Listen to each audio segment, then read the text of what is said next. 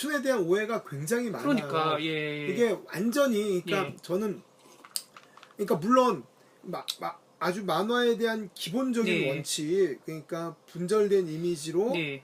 분절된 이미지가 합쳐져서 이야기가 전달된다는 예. 아주 대원칙에는 공감하지만 예. 디테일에 들어가서는 굉장히 다른 예. 매체거든요. 다른 예. 매체인데 또 이게 되게 애매하게 이제 만화 역사가 보통 만화 역사가 19세기 후반 정도에서부터 시작이 돼요. 근대만의 역사가 19세기 후반 정도부터 시작되는데 만화 역사의 흐름을 보면 이 웹툰이 이렇게 조금씩 이렇게 영향을 받고 있는 애들이 있어요. 그러니까 얘는 완전히 툭 새로 튀어나온 건 아니고 만화 역사에서 분명히 영향을 받지만 우리가 생각하고 있는 우리가 보는 지금 출판 만화하고는 매체적 성격이 굉장히 다른 만화예요. 작동하는 방식이 완전히 다른 만화예요. 근데 그거를 자꾸 같은 방식으로 바라보게 되면 이제 문제가 생기는 거죠. 그러니까 저도 사실은 그거를 공부하고 깨닫고 하는데 시간이 되게 오래 걸렸어요. 저도 출판 만화에서 시작해서 출판 만화를 공부하고 뭐 비평하고 하던 사람이어서 출판 만화의 방식으로 계속 웹툰을 바라보면 이게 진짜 막 저런 말도 안 되는 작품들이 왜 있을까? 제가 이 얘기는 어디 강의할 때마다 많이 하는 얘기인데 처음에 이제 그 조석의 마음의 소리를 단행본으로 냈는데 옛날에 이제 출판사에 있던 잘 아는 편집자 친구처럼 지내던 편집자가 이제 그 대원에 있던 친구인데 중앙북수로 옮겨서 마음의 소리를 처음 책을 냈어요.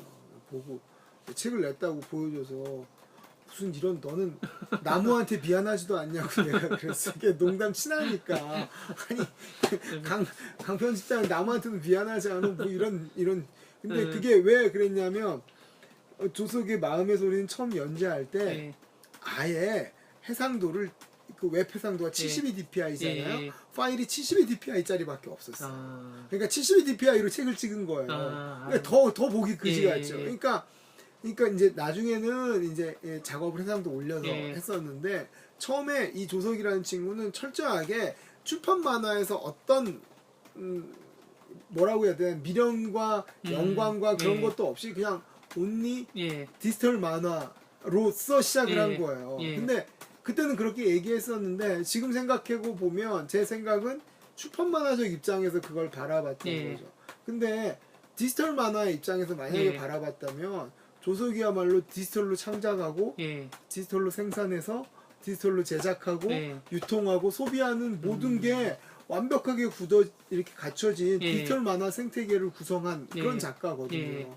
그러니까 그 당시만 해도 뭐 예를 들어 그 당시 어떤 작가들은 종이에다 이렇게 스케치해서 종이에다 그래서 스캔하고 만화를 만드는 그런 웹툰을 그리는 작가들도 있었어요. 물론 지금도 있지만.